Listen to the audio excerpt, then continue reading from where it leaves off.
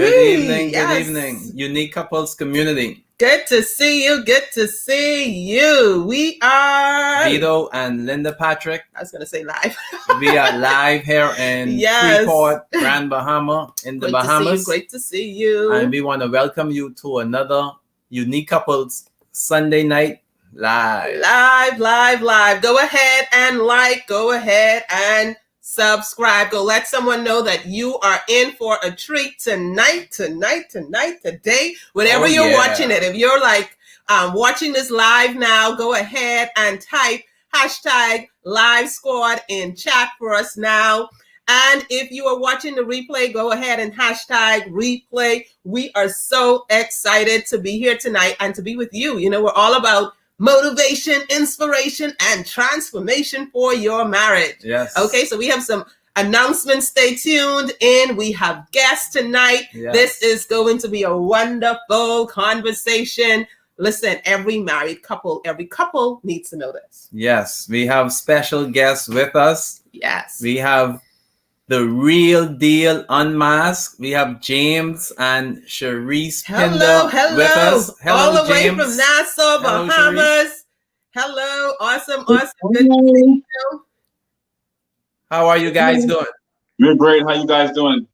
We're Awesome. Great to see you. You guys look wonderful. We can't wait to get into your story. We are just inviting, sharing. We are talking about, what are we talking about tonight? Oh, yes. How sex ruined my marriage. And before we start, we just want you to know that if it happened, we are saying that there is hope. And of course, your individual situation is totally unique. So make sure you get the help that you need. And so we're so excited to have James and Cherrise here with us tonight. Anything else we want to talk about? Yeah. Yes. So, I want to say before I forget, later we're going to talk about how to strengthen your marriage, our private Facebook group. We'll put the link in the description, in the chat. If you want to be a part of that, it's totally free. You could go ahead and join that. You just basically learn how to strengthen your marriage. Okay. So go ahead and join that, be a part. Go ahead and subscribe to our Unique Couples channel, The Real Deal Unmasked. We'll hear more about that later. We're so excited. The topic is how sex ruined my marriage. And when you think about that, you think that's the end, but we are so happy. Yes, right where you're from, where you're watching from, type it in for us. Live squad. Let us see that in where last week we had Trinidad in the house. Let's see those countries in tonight, where you are watching from. And so James and Cherrise, yes, tell our viewing audience a little about yourselves. You want to start? Well, we're just a snapshot of us. We met in high school sweethearts. Met at the age of 15. My wife was chasing after me from high school. And I finally decided to say, you know what? Let me give her opportunity since she was running up and down behind me in school. Let me just, I started to feel a certain way. So I said, let me give an opportunity. So we got together from then, and like I said,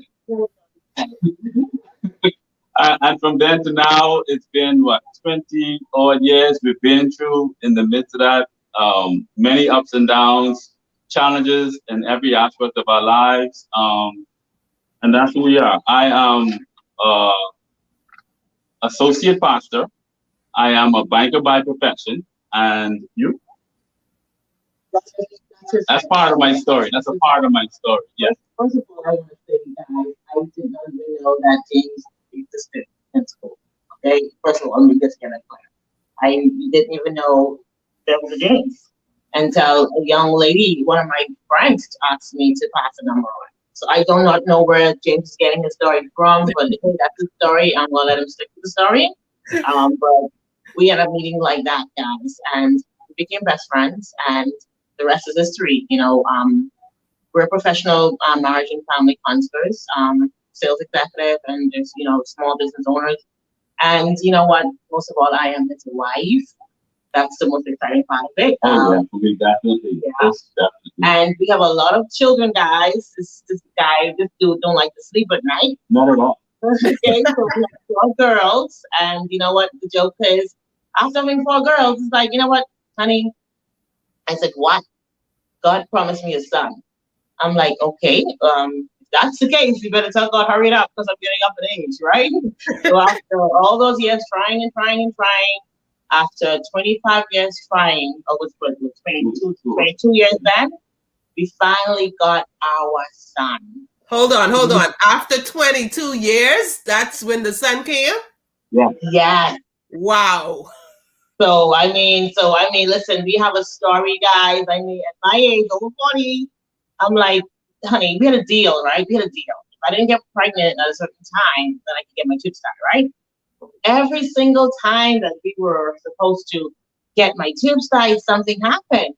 And he came back and said, honey, you know what? Listen, God promised me a son. I said, honey, you got 4 girls, right? And we need to just pack this up, because the man says, as long as you at a certain age, there's so much things that can happen. And I don't want to risk that. And he's like, but my mommy had me when I was 45. He said, well, look at you, you're proud. And you're 41. So So she still had more time.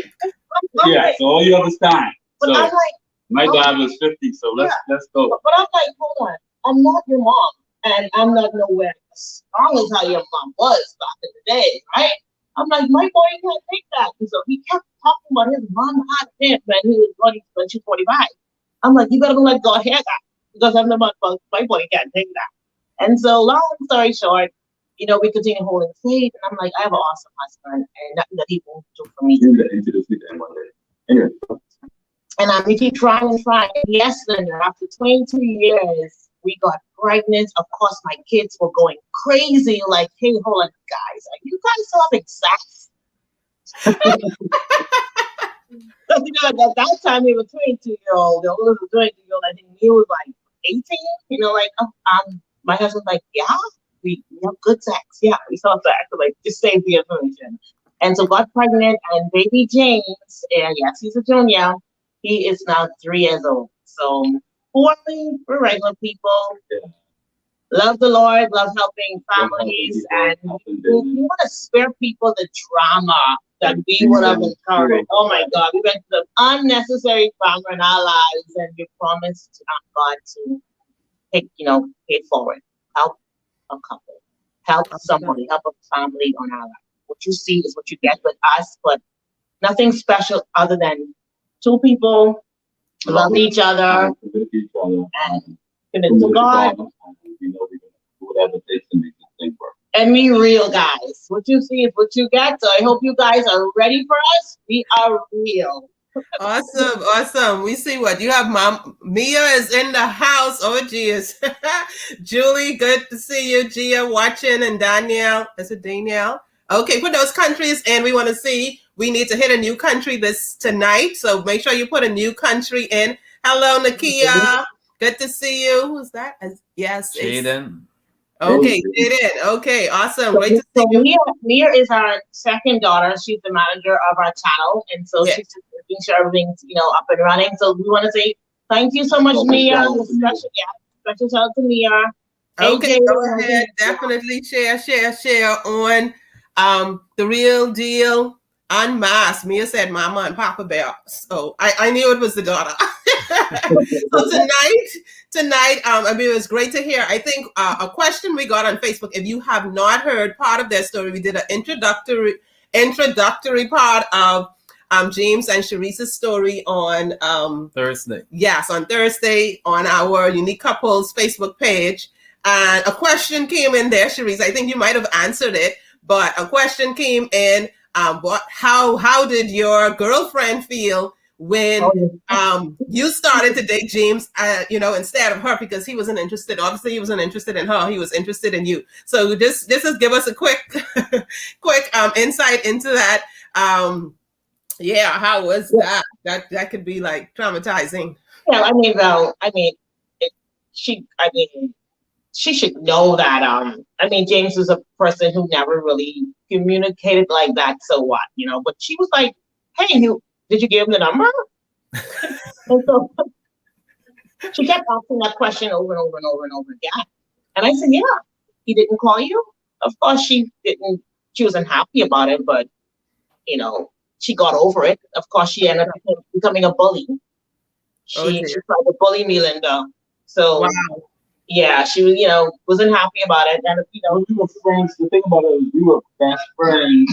After exchanging the number, we were friends for a very long time. Yeah. Before we actually started a relationship. So it was like 3 or 6 months of just us being close friends. And after like that long period, right. So she just like disappeared into the sunset. So I guess I've seen her after that, but I don't. Oh yeah, she just sent me a message to get to you. Okay. That's the reason I say it. So we just want to remind our audience, if you have any questions, put the questions in the chat. We are talking tonight about how sex ruined my marriage. If you have a comment you would want to share about how sex could possibly ruin a marriage, you could put your comments in the chat. We will post those and the questions. If you have a question, you could put type your questions. We will address the questions at the end, so you could go ahead and do that. But we just want James and Cherrise to be able to share their story in light of, how, sex ruined their marriage, and to kind of bring some encouragement to couples. I see Nakia said Dallas, right? Yeah, so go ahead. If there's a takeaway, something that touches you that they said, go ahead and type it in chat. We want you to take what's for you, and at the end, we're going to ask you what your takeaway is, so make sure you do that. And then we're going to give you a spa today, so make sure you stick around for that spa as well. Okay, so James and Cherrise, if you could go ahead. We're going to turn it over to James and Cherrise. How sex ruined my marriage. So you want to go first? So before we get started, we just want to highlight a few things. So I'll allow you to get started. Well, in talking about how sex ruined my marriage, one thing that we want to point out the most to people is one of the top 5 reasons for divorce is lack of intimacy or lack of sex. Okay, so what we're gonna go is we're gonna go into something that actually happened in our life, where there was a time when I would have made an error where I misstepped or I stepped out in our relationship. Like we said, we met in high school. So everybody looked at us, yeah, you're the perfect couple. There's no such thing as the perfect couple.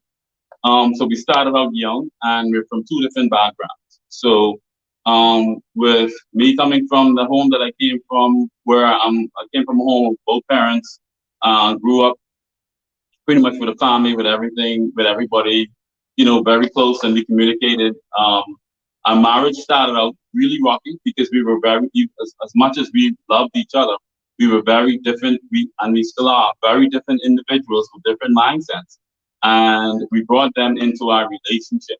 Now, with every relationship, you start off, lovey-dovey, and everything is going well, where you constantly having sex all the time, like rabbits, 2-3 times a day. Like always, right next to us. They know that only Jesus, only the Lord put baby Jesus in marriage. So they have to know that. They have to know that. But yeah.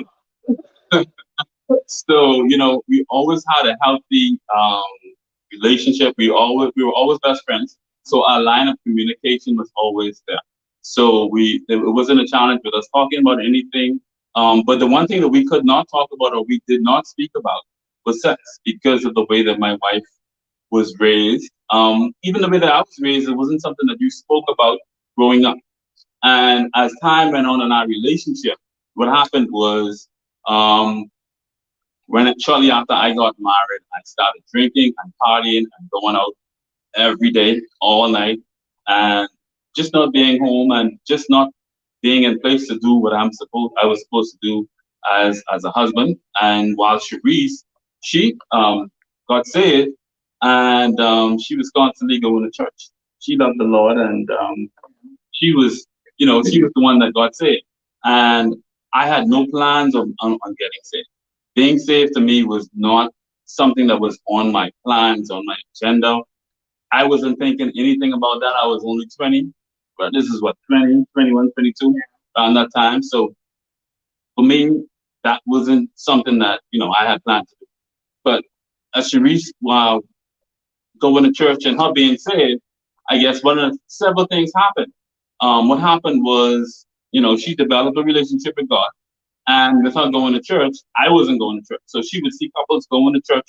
She would see people, I guess, husbands and wives and family going to church. And she would go to church by herself with the girls. And I would be out partying and drinking. And we still had a healthy sex life. But something turned it around. Something kind of put a wrench in our sex life. And what do you remember what touching that part? Yeah. I wanted him to say I wanted to come to church, and I was just first, if I could say, you could stage kind of like where I kind of told him that, listen, we're not gonna have sex anymore unless you give your life to the Lord and come to church. And I am thinking that was a good thing, but that was the worst thing I could have done. I was just so out there and always going to church, and I just felt that, I could not have sex with him because he wasn't saved. I think that's the kind of the teaching that You saying that's what the pastor said, the church that you went to, that if your husband ain't coming to church, then tell him you don't give it him, you're not having sex with him until he come to church. That's the way of trying to get. Yeah, and I don't think I know now that was the worst thing that I could have done, and I literally did it. And so that's what I told him. And so now you want to tell the audience what you told me? Don't play, you forget.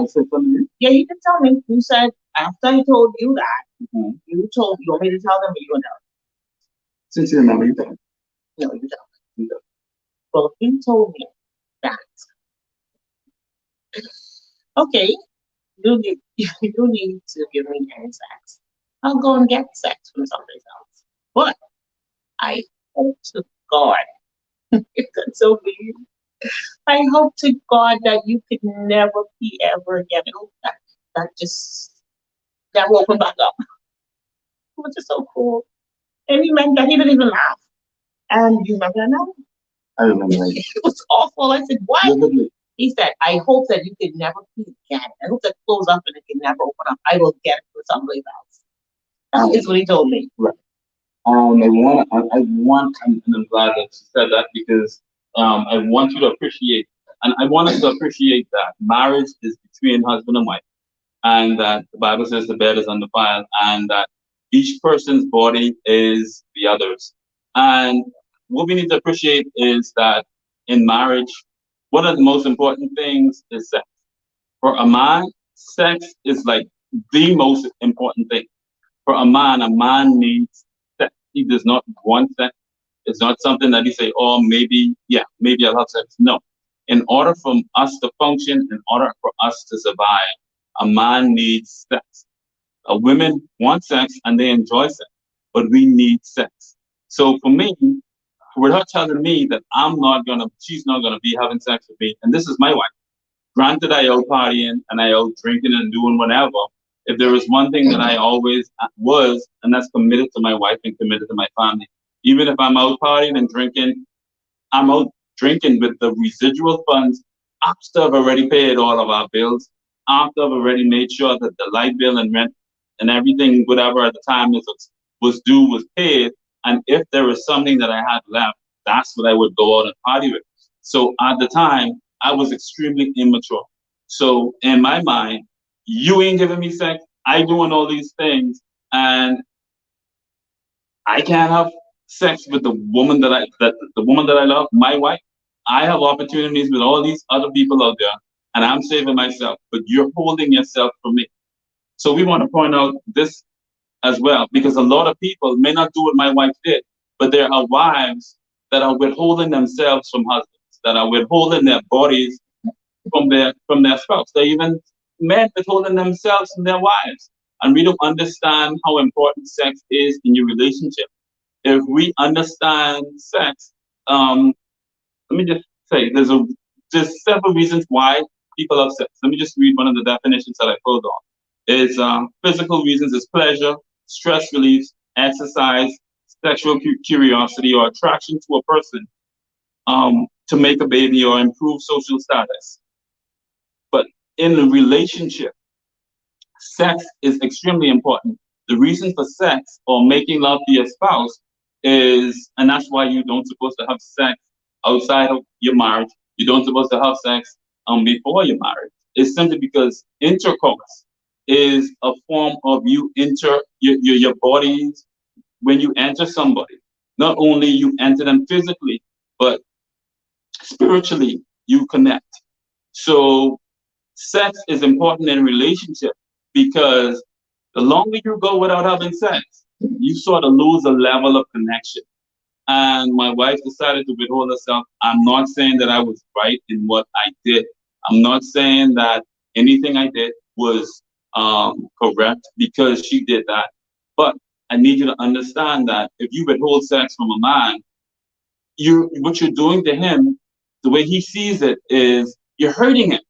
So what I said to her was to hurt her or to get back at her because she stuck a dagger inside me when she said to me, I'm not gonna have sex with you. So I'm gonna withhold sex from you because it's something that I need. What you mean? I need that just as much as I need to eat. So because of that, what you like? Like, I need food. Hold on, I need air. I need food.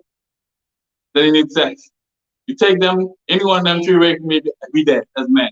Let's be real and let's be honest. So she was taking away something from me.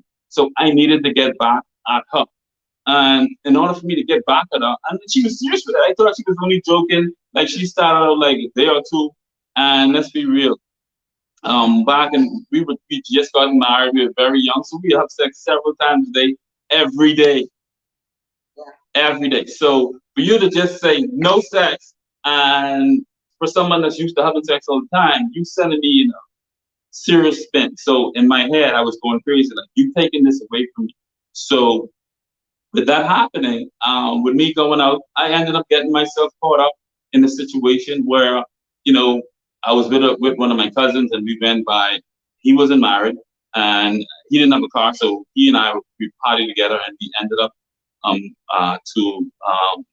taking him to this girl that he was talking to, and I was taking it to this girl he would talk to all the time, and she just happened to have a young cousin, and he was like, "Hey, she like you," and look at the devil. Right when she decided that she is not gonna fool me, I have someone showing interest in me. So again, let me just fix this. I'm not saying that I was right in anything that I'm doing, but I was immature and I was hurt. So with me being hurt, I end up in a relationship with this young person, and we end up talking and having conversations. And when I saw his pattern had changed, I was kind of wondering, what's going on. And when I say partners change, no. When I realized he stopped asking me for sex, that is when I know something was really wrong. I'm not used to him not asking me for it. And then I remembered what I told him. And then I began to, of course, women, start to check his phone. Then I noticed that it's locked. And then certain things are changing. And then I, began to pray and try to figure out what's going on. And with me praying, because, I literally had an investigator and literally was going on my head. But again, I caused this. I caused this because it made it easy for him to go out there. Because again, I told him I was too busy in church, too busy not, being accountable at home. And, one thing led to the other. But for me, I would encourage the women out there to, pray and look in the mirror and see where you went wrong. I think for me, I was able to look in the mirror sooner than later and found out what was going on, and God then began to reveal what he was doing. And when I dreamt, that he, was seeing somebody else. I approached him about it, and of course he denied it. And it was devastating, and that definitely ruined our marriage. That there had me going at my head. I felt betrayed and didn't want to have nothing to do with it. I didn't want, even though I was able to intervene by the grace of God, that it didn't go to the next level where I lost my marriage, but it was enough for me to move out, and I took the years, and that was rough, guys. Not a lot of people cannot get through it, because I felt betrayed and I didn't want to have nothing to do with it. I literally wanted a divorce. I didn't want nothing to do with it because in my mind, right, thinking of the things you've done, and like I said, I dreamt about it, and he denied it, but I'm dreaming. God has given me names. God has given me location. It was just crazy. That's after I tapped into God. God, show me what is it. To play this game. Either I can go cheat too, or either I can trust in God.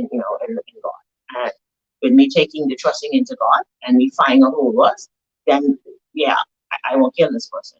So you just gotta be careful as wives to know how far to go. And we don't have the time to touch the different parts that I went through, looking from a woman's point of view. It was just devastating, and I could have killed somebody. I didn't care to live.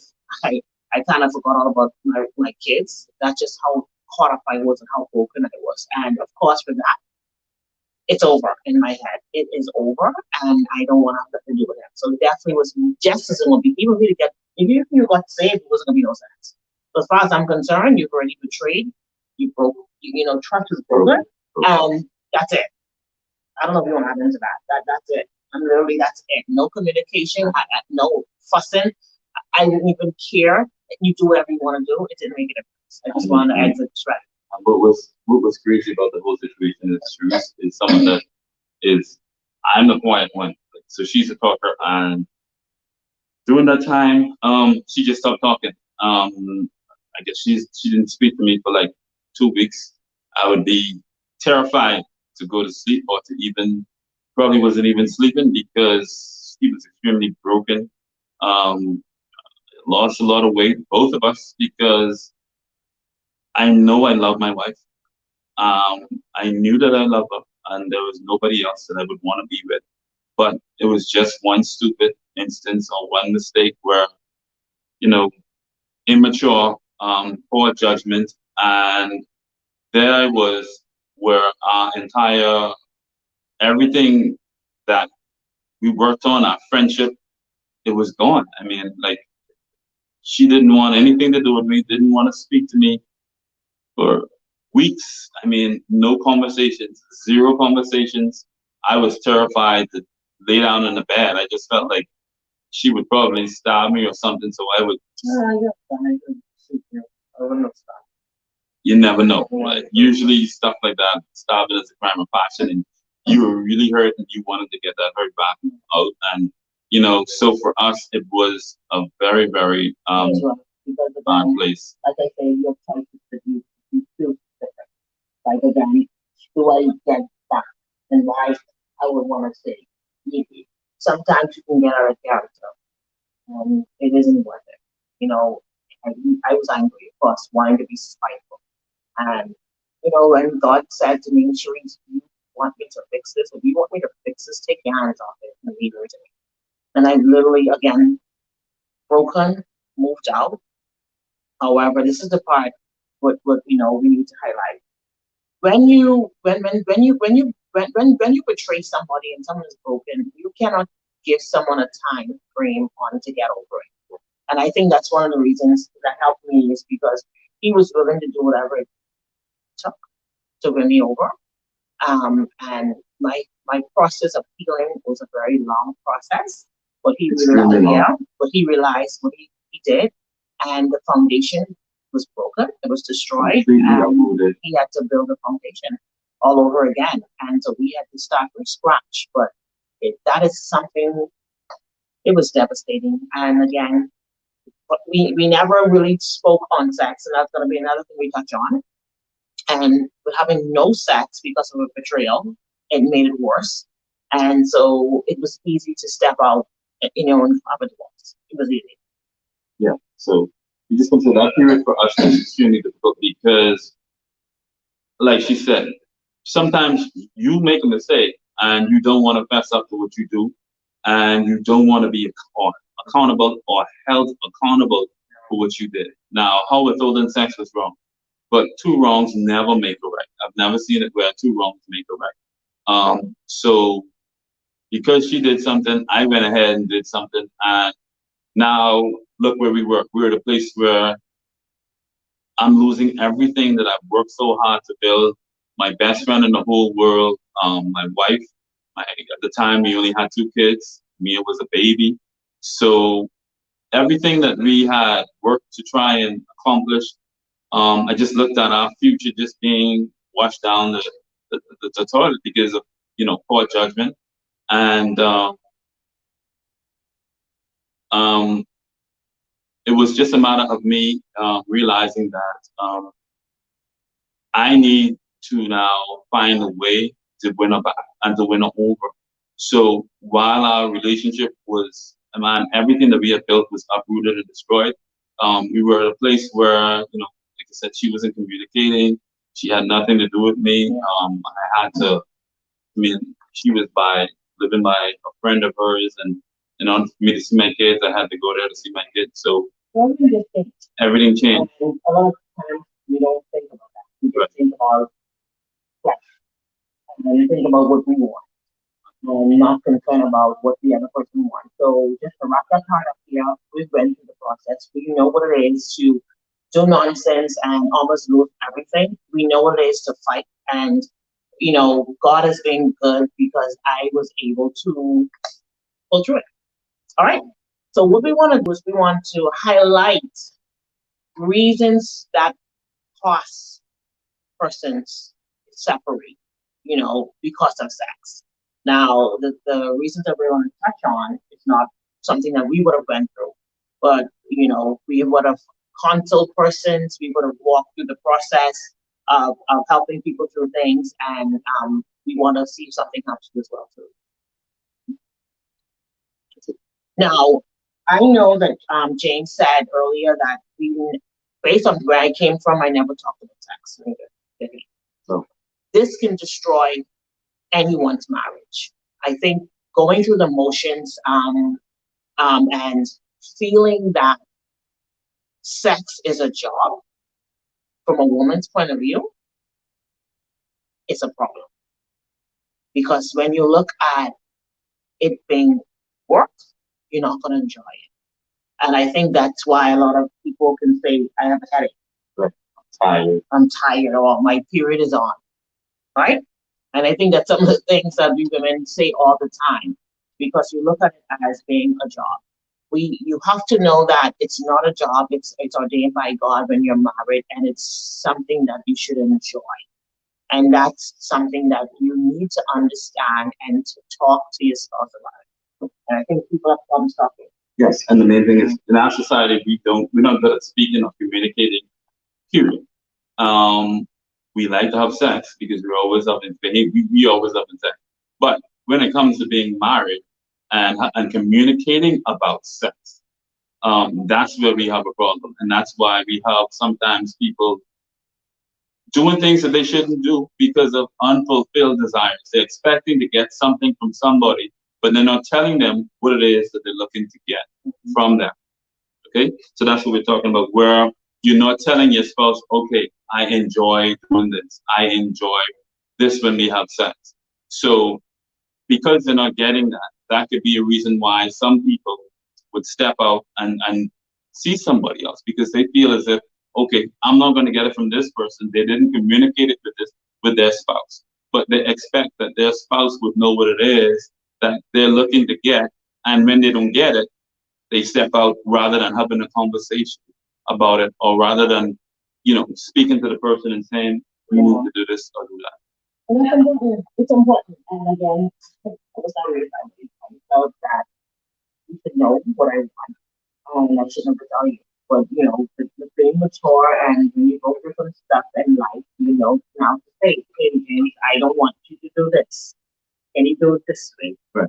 And, you know, How many times a week? yeah, not that you do. You'd be like, oh, what you mean? And then you'd be like, okay, so what you mean I just had sex? And then when you know you have your fingers, you're counting, if you don't remember, you know that's too long.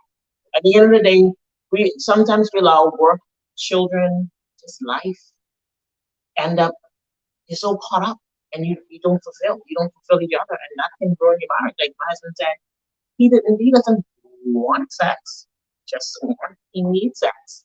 So it's important to know that the enemy can come in very quickly when you're not doing your job.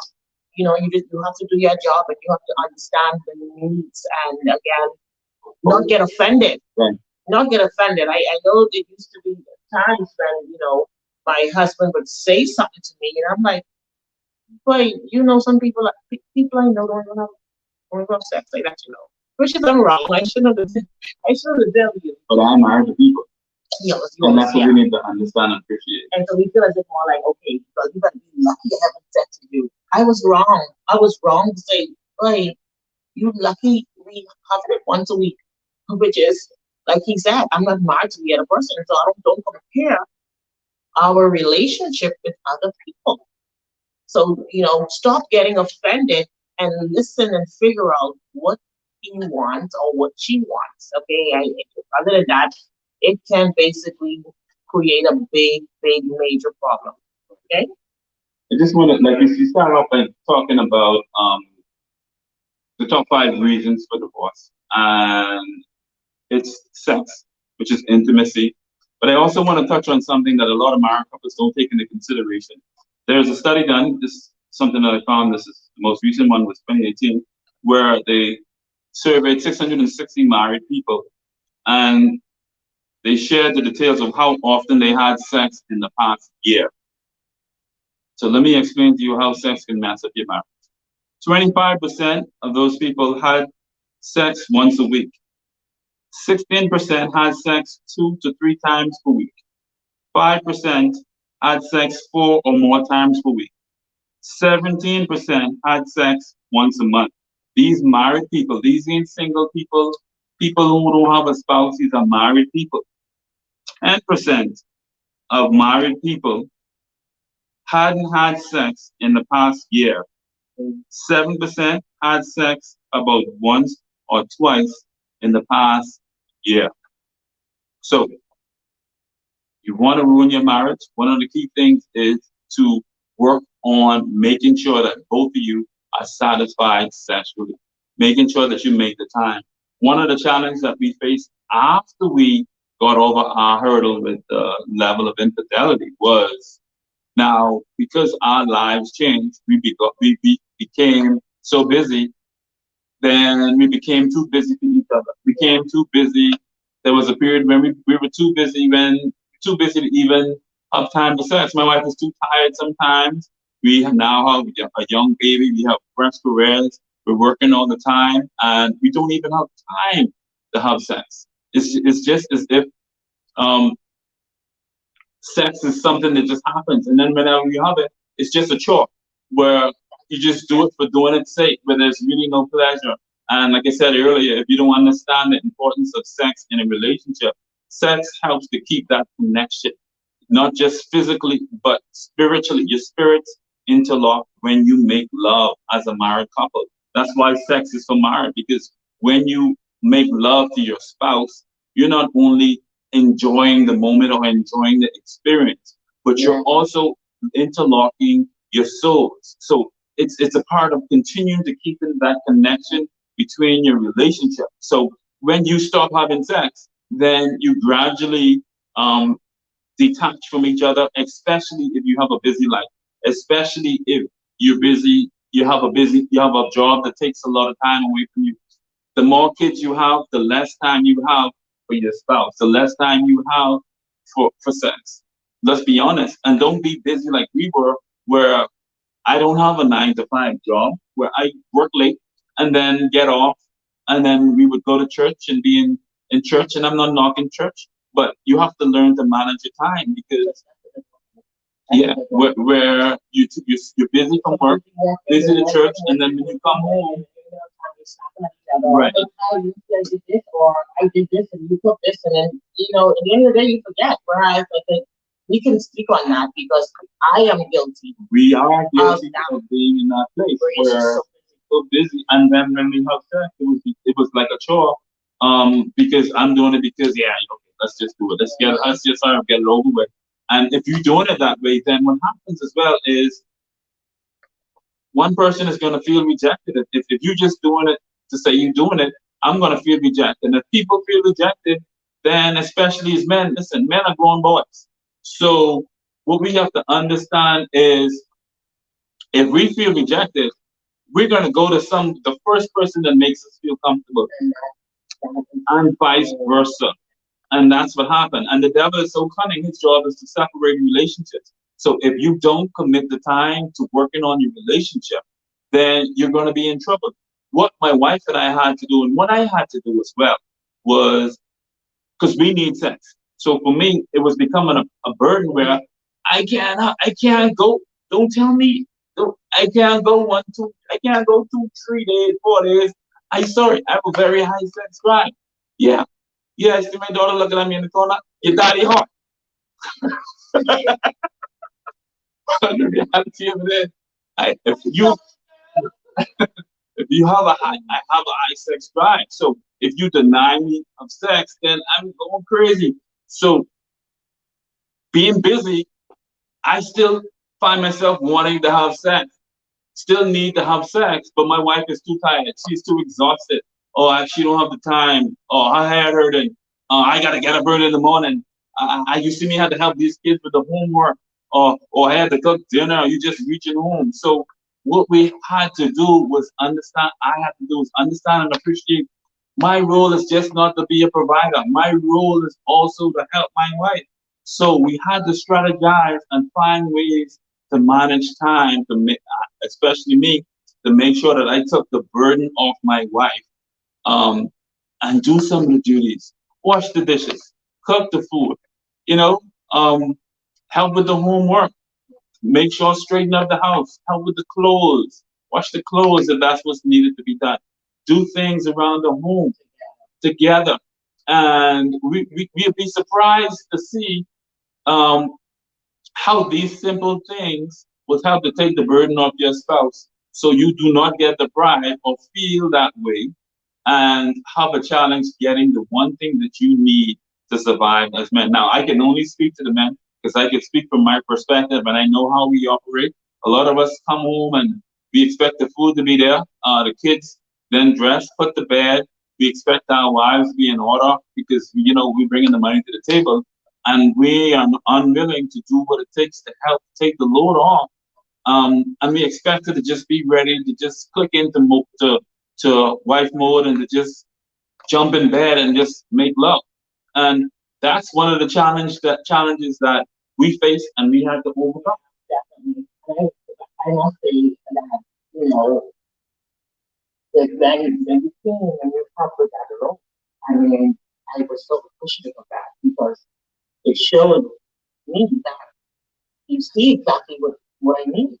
And for speaking to the women, it made me feel now that listen, he's trying his very best to help me, so I need to do my best to help him. And I think for us, we had to understand that do your best to please the other person. So I realized that the importance because I didn't understand why you acting like this. Like, why you acting like you're doing so? Hold on, Like, why you acting like this? Listen, some of us, man, when we can't get a big mad, be upset in the corner and snapping. And I'm trying to figure out, and then I have to understand that whole I got my husband back. I gotta do better. Like I say, nothing with the church. I have to know use wisdom and pull back and give account of what was going on in my home and have that conversation. Right? The conversation that nobody wants to have. Why did you step out? Why do you do this? What am I lacking? That's a scary conversation. Yeah. Nobody wants to hear, well, you're too boring, or you're too this, or you're dad. Nobody, I'm not saying that I was dead. I know that I withheld myself, sorry. And that helped him to go out there. But that doesn't make it right, like he said. But it's important that you have that conversation, that wives, you know what not to do. All right. Like me, I never realized the importance of sex.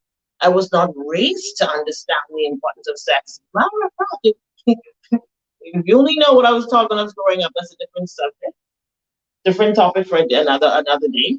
But at the end of the day, I had to learn it, and who better to learn it from? The person you married too. So I had to understand that, okay, this is important. So now I have to learn now and ask God to give me the ability now to be that virtuous woman.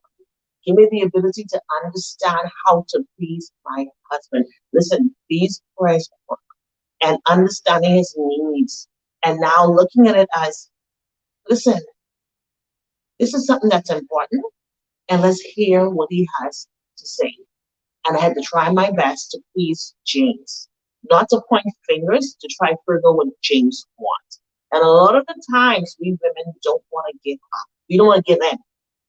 We don't want to listen when we listen to somebody else. We don't want to submit to what they want. Right. We love to remind them of how many children we have and how hard we work. That's neither here nor there. Your duty is to please each other. And when pleasing each other, this is how things work. This is how you end up with a successful and a fulfilling marriage. Let me say some of the things, because what I had to learn as well is we need sex to survive. But for us, we ain't into all of that. In order for women to be in the mood for sex, they need romance. So when you growing up, there's no one that says when you're getting married, okay, these are some of the things that you need, or there's no book to say how to do certain things, or there's no instructions. No one sit you down and say, do these things.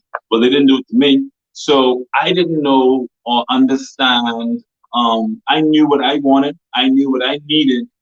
And I know I wanted it from her, but I didn't know how to get it. I didn't understand how she functioned. I didn't understand. Sometimes, men, we don't understand how women function. We expect them, we can have sex, we ready for sex anytime. You know what I'm saying? Yeah, let's go now. We ready. But I had to learn that it doesn't work that way. It doesn't work that way for a woman. You have to romance it as a man. We have to do our part, not just taking on the load, but we have to also treat them with love and respect, so that we can get them to a place where they want to make love. So it doesn't, making love in your relationship doesn't start that night. It starts from the morning. When she leaves in the morning, the kiss good morning, or me getting up to prepare breakfast for her. You have to find out what works for you. But it's simple things for us, where simple phone calls, simple conversations throughout the day, checking in, doing things that I know that she like to make it easier, staying in constant contact, and just, little simple love notes. Hey, baby, I love you, I'm missing you. Simple things, doing simple things that that your spouse loves. Because if you know what your end result is, you know what your goal is, just as you set financial goals, man, I would encourage you to set your daily sexual goal. So it sounds, listen, pay attention. If you know you intend to have sex later on that day, you got to start working from the morning. It don't start when you get home. It starts from the morning. So if you get her in the right frame of mind, if you have everything set by the time she get home, she walk in the door, the dishes washed, dinner then there, you already cooked. Granted, you could cook Chinese, you could cook KFC. She don't care. Once food then, she ain't got to cook it. She fine. Take the load off. You set the tone, set the atmosphere. When she come home, do your best not to get in those little frivolous arguments or comments for no reason. Make sure your home is set. And that's the way to help to open the door. But what we do is we get upset, we get angry. I'm upset with her, she's upset with me. And what tends to happen in relationships is because we're upset, she ain't getting it from her, and then women ain't getting it from him. And let me tell you how men think sometimes. Because we have to have sex, we don't realize that women are not like us, where they can go without sex longer than us. So in our mind, if she's not having sex with me, she's having sex with someone else. And now that opens up a whole can of worms, because in some men's mind, their spouse having an affair because they're not having sex with them, and it's simply because she's overworked, she's busy, she's too tired. So, there's so many different reasons why you can end and you can put your relationship in that place where, you're having an issue with sex.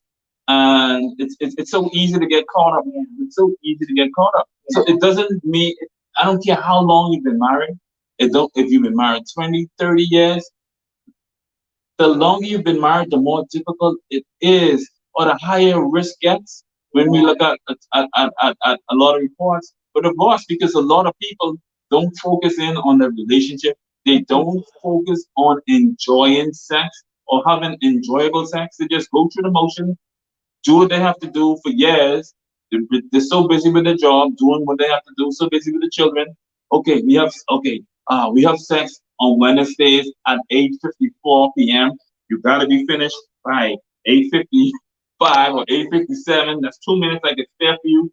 Let's get it. Listen, you'll be surprised to know how much people have sex on the schedule. You can't have it on the schedule. You can't have it. It has to be. You have to put emphasis on it. When you were dating, wasn't there a lot of emphasis on sex? Didn't you have a lot of sex when you were dating? Not you, Jamil. Now, didn't you have a lot of sex while you were dating? I mean, come on, let's be real. When you get married and the knife gets on you, the, you just don't have the amount of time that you have when you were dating.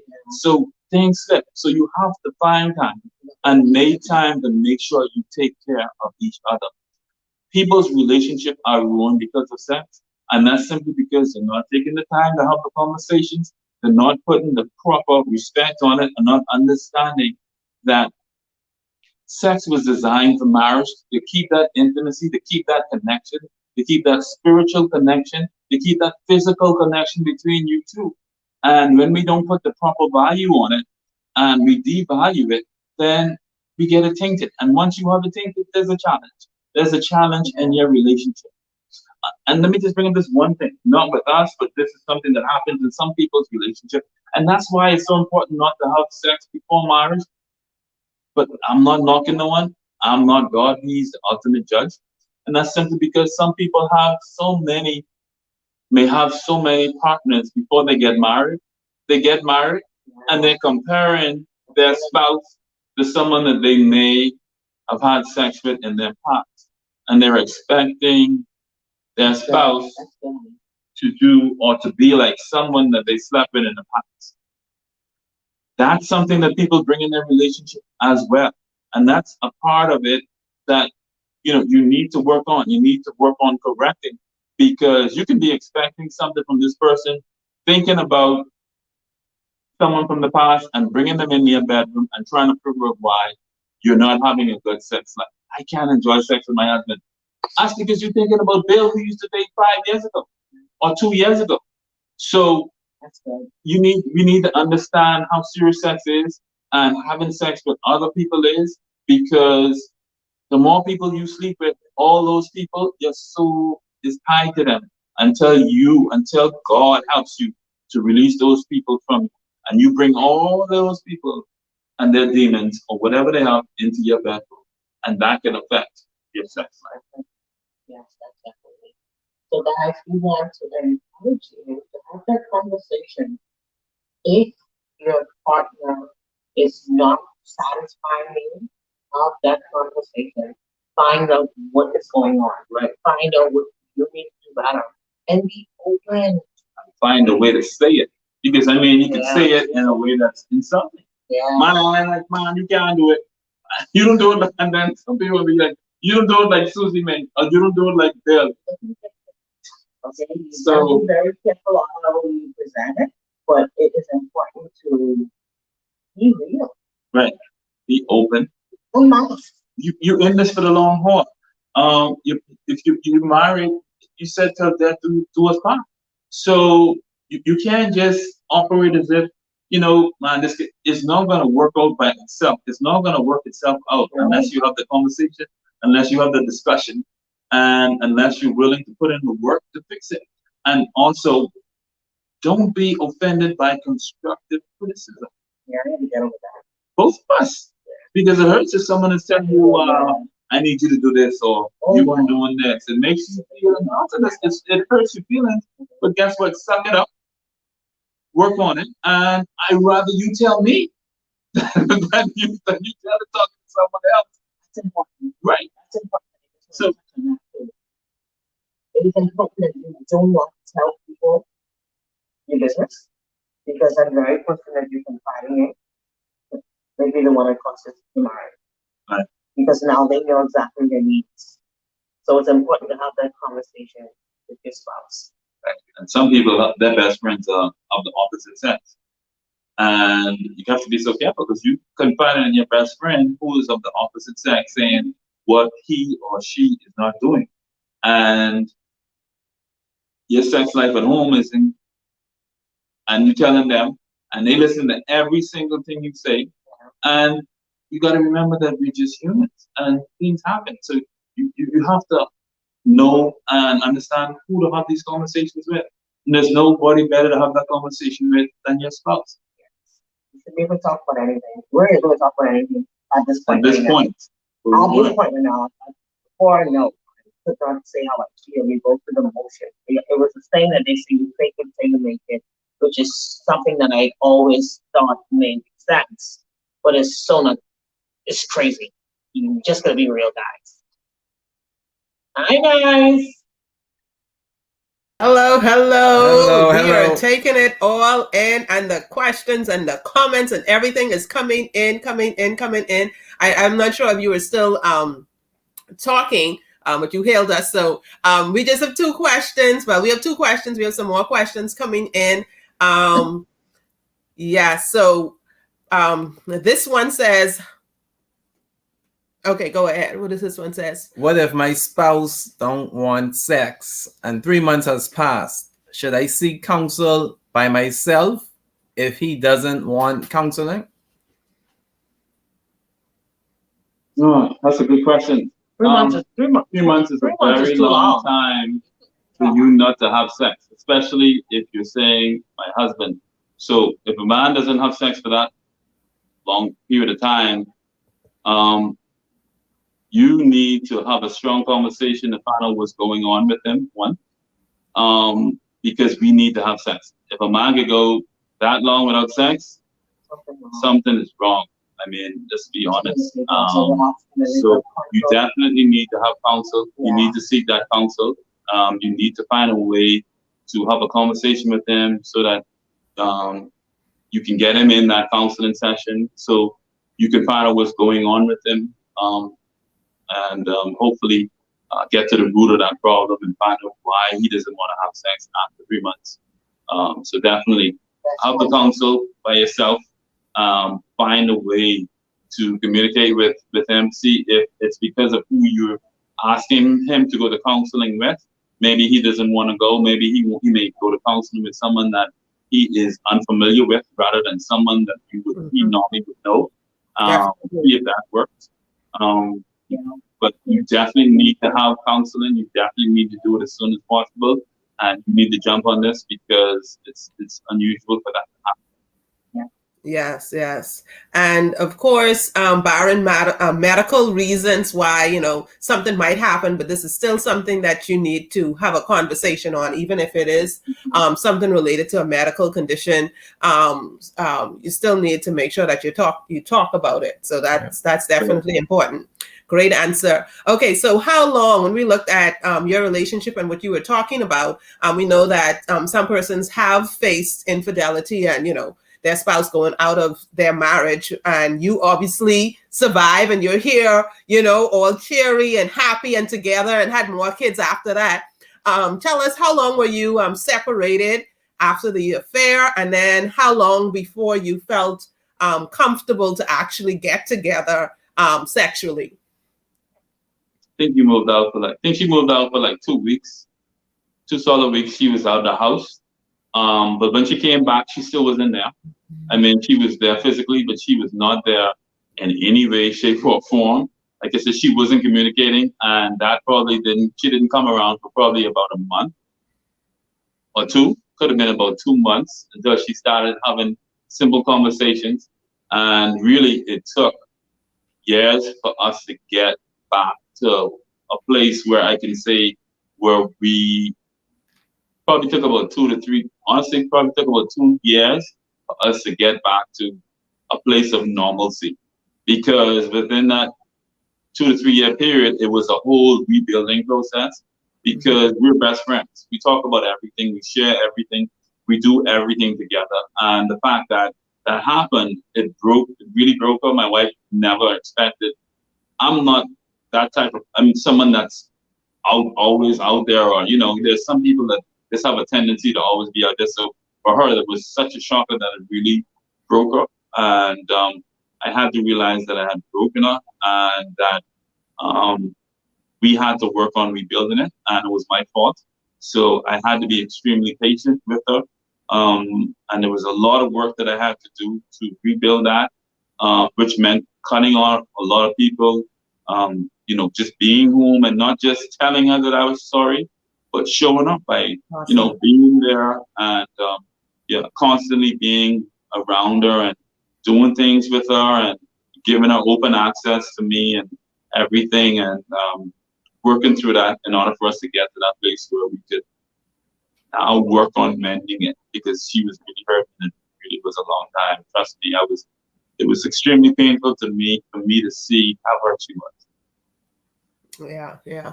So I just want, those of you who are watching here, and those of you who will watch the replay to catch the point here is that it was not an overnight it wasn't an overnight fix, right? It's not an overnight fix. So don't expect, if something like that happens in your marriage and whatever, someone goes, you hurt your spouse, or someone has an affair, or whatever the issue is, don't expect it to be an overnight fix. And then definitely work on understanding your spouse's feeling and giving them space to kind of adjust and grow, and then you need space to kind of work on that trust again. Yeah. Okay, so don't give up, but just know that, hey, it's not an overnight fix. Some people work through it. We're glad the Pinders did.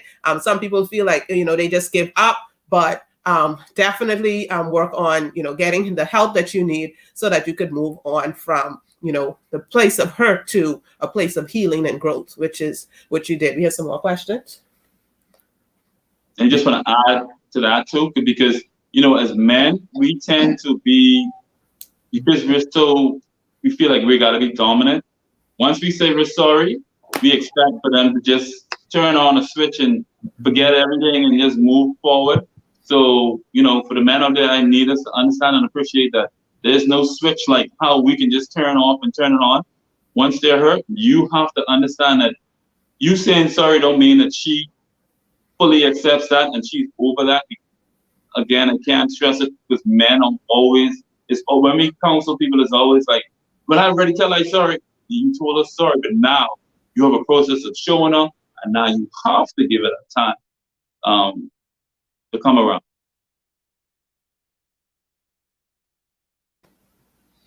Awesome. Definitely. Oh, we just love this conversation. Awesome all of the conversation. Takeaways in chat. Go ahead and still put your takeaways in chat. We love it. This was real, authentic sharing. And like I said earlier, like we said, hey, every couple needs to hear this story, and definitely get some more. And we'll let you know how you can get more. Cherrise also let us know that we had more to share, right? Yeah. So you can go ahead and put your takeaways in. Let us know, what did you enjoy? Yeah, I know James touched on a number of key points. Yeah. Especially so especially in talking to the men.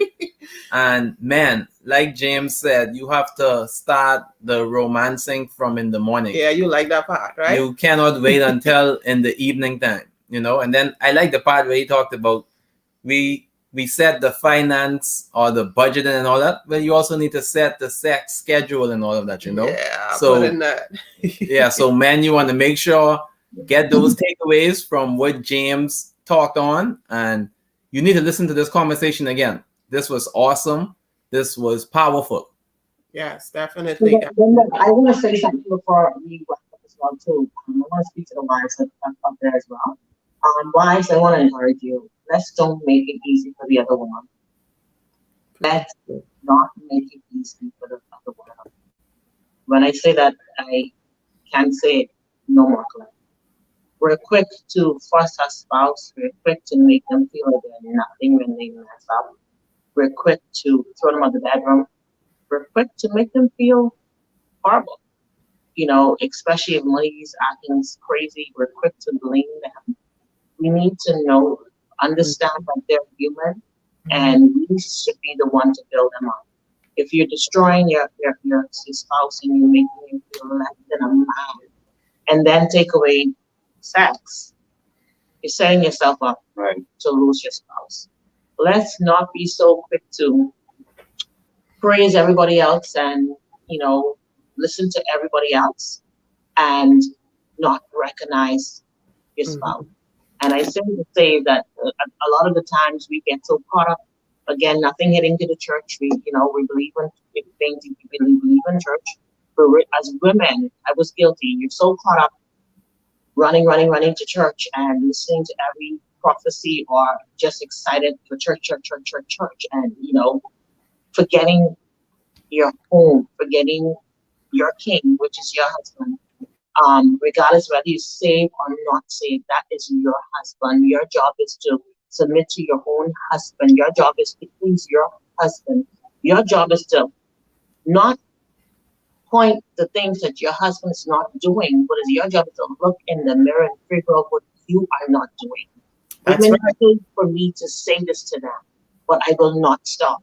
When we consult, we don't, like I tell the wives when I consult the women, I am not concerned on what he did to you. I'm concerned to know what you're doing to please him. I'm concerned to know what you're doing as being the virtuous woman. Do not make it easy for the next woman, because at the end of the day, they're always waiting. When you throw them out, they're waiting to grab them in. So it's very important that you focus on what the word of God says. It's very important to do your part. Yeah, some men out there, they're going to cheat. No reason. They're going to do it.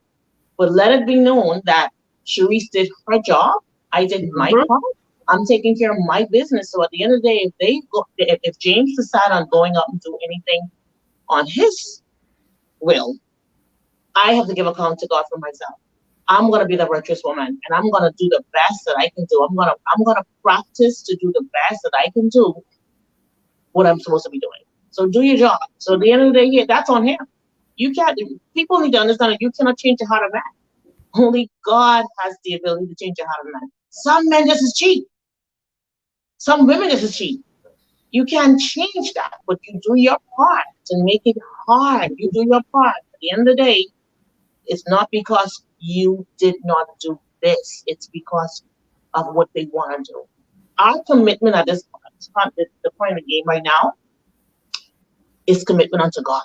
We need to understand the importance of marriage. This is not a game. This is not a play game. I feel good now. Understand the importance of marriage, and it's no longer about Cherrise, it's no longer about James, it's about God. The commitment to God. That's it, the commitment to God. Definitely. Listen, Cherrise, we definitely need to have just a woman's conversation. I heard what you said earlier. Didn't want to spend too much time on it, but I know this is a very this is a big issue, especially with persons who are in the Caribbean, in the Black community. A lot of people who are, definitely religious and, take that to an extreme sometime where you think biblically, or you think it's your duty to follow certain things based on, someone's interpretation, when in fact you miss out the fact that you're supposed to make sure that you are connecting with your husband. So you take the advice of, like you said, you know, your pastor told you, don't give him any because he wasn't going to church. Okay. And simple things like that, I think we get caught up in, women get caught up in, and it ruins their relationship. And we don't have the place, you know, we don't have the people giving us the, you know, correct advice and counsel, and, you know, these marriage mentors and counselors, and doing, making sure that, you know, we have this information, and persons who actually are successful and have healthy marriages, you know, people that you could follow and look up to. And I think that is definitely a big issue, because sometimes our environment is not where we can get the examples from.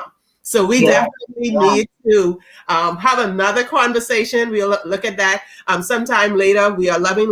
The comments are coming in. Loving the conversation. And I just want to say that a part of, you know, what you talked about in terms of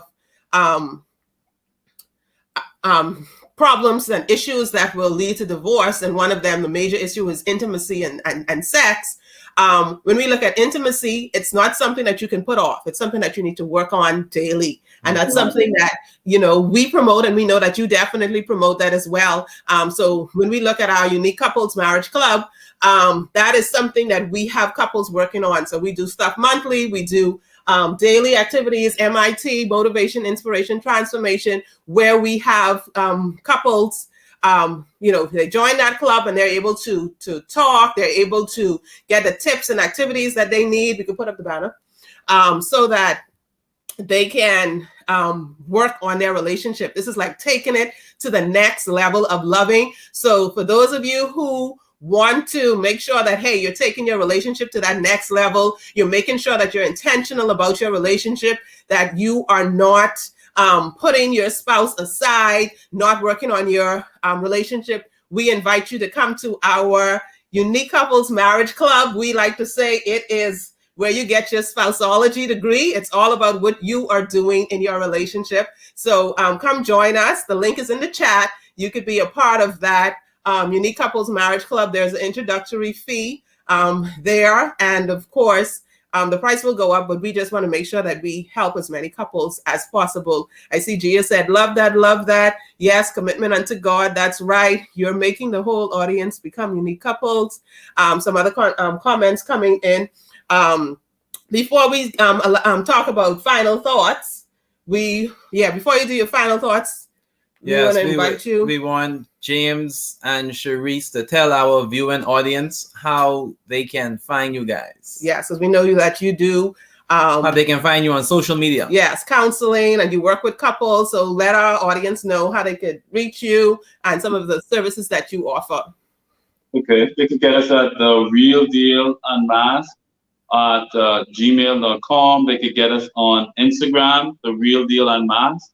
Also on Facebook, the Real Deal Unmasked. Yeah. And what else we offer? And also, we with all this COVID going on and people walking on their marriages, we recently started a YouTube page, which is growing tremendously, where persons can go on the page and, you know, look at the different topics, and whatever speaks to them, they can go ahead and, you know, listen to our videos, watch our videos, and that is on YouTube, the Real Deal Unmasked on YouTube.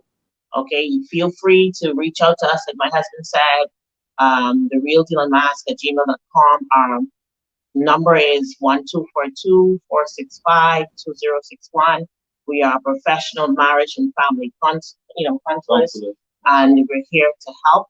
But what helps a whole lot is that YouTube channel. You can go on, subscribe to our channel, The Real Deal Unmasked. Every so often we do major giveaways, you know, where we're not just going to pray, and we don't just want to just tell you and coach you, but we also love to give back to help couples, you know, be able to enjoy life. Yeah. In the links for us, go ahead and put in the links in there for us. Mia, if you're still there, go ahead and put that in. Yeah. Oh, yeah, she did, right? Okay. Mm-hmm. Thank you. Yeah, so go ahead, The Real Deal Unmasked on YouTube. You could go ahead and watch. They have information. You share a lot about your family as well, about relationships, marriages. They help with all of that. So you could go ahead and follow them. Go to their page, Instagram, Facebook, and of course, definitely on YouTube. Yeah, so we got that all. Yeah, so go ahead and follow. And then, of course, the number is in chat. You'll say that number again. It's WhatsApp. It's a WhatsApp number, Yes. 1242-465-2061. Okay. Yeah. Yes. Okay. Yes. And said they love Pastor, and okay, you can see it. Yes, I love Pastor James and Cherrise Pinder. They are awesome counselors, and they helped my marriage navigate challenges. They helped me navigate challenges in my marriage. Awesome. Loving this conversation. We must talk and have you on again. The Real Deal Unmasked, all the way from Nassau, Bahamas to the world. Yeah. Okay, so we just want to encourage them, let them know that, listen here, you can go through things in life, but if we can get through it, you guys can get through it. Awesome. Yes, definitely. We love. Thank you so much for being here on Unique Couples Sunday Night Live. Oh, we remember that we have Unique Couples After Dark, which is on Wednesdays at 9 p.m. Eastern Standard Time on YouTube. So make sure you're here for that. We talked about the Unique Couples Marriage Club. The link is in chat for you to join. You can go ahead and join, register to be a part of that now.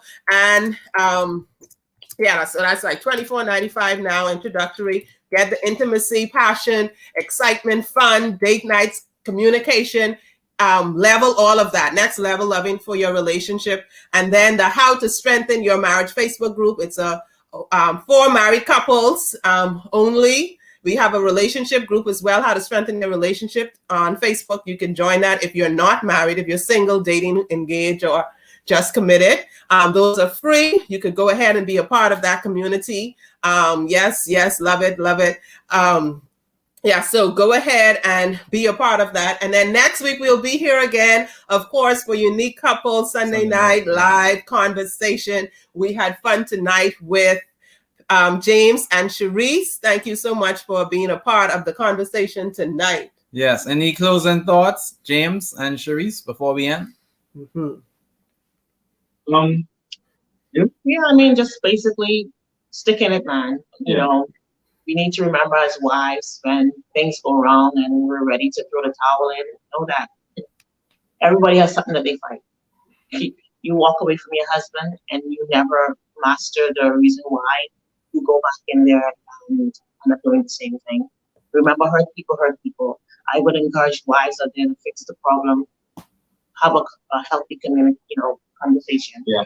And know that don't mind the Facebook people looking so good, like they are always in love, and Instagram. Listen, everybody has challenges. Yeah. You have to understand that, in life, until you die, you have issues. And then you walk away from one husband and end up with another husband, it's gonna be issues, because at the end of the day, most of the time is you're the problem. You're the problem, guys. You don't want to submit. You don't want to look in the mirror. You don't want to change you. And I said it. I'm not going to even apologize for it. I had to realize that, it ain't about what he did. It's about what Cherrise needs to do. So I want to encourage you wives out there to just look in the mirror and fix you. Once you fix you, you guys, you'll be okay. Fix you. And I want to encourage the husbands to do the same thing. Because a lot of times we're in relationships, we're quick to point the finger at the other person, when the reality of it is we have very few examples of what it is to be a true husband. So our society is filled with a lot of men that are doing things and just operating, but we don't have a lot of living examples. So we think what we're doing is correct, and when in fact we're not being proper husbands. So it's important for us to look at our relationship and understand that our role and the importance of our role as not just men, but as a husband. We need to understand that there are things in us that we can fix as well. We're imperfect. No relationship is perfect. No person is perfect. So you can't have a perfect relationship, but you can work on improving what you have. And you can if you constantly work on yourself, you can constantly see improvements, and you can see improvements in yourself and your relationship. So we just want to encourage people in our society, we are not used to having conversations about everything. We just used to talking to other people about our problems and never facing the problems head on.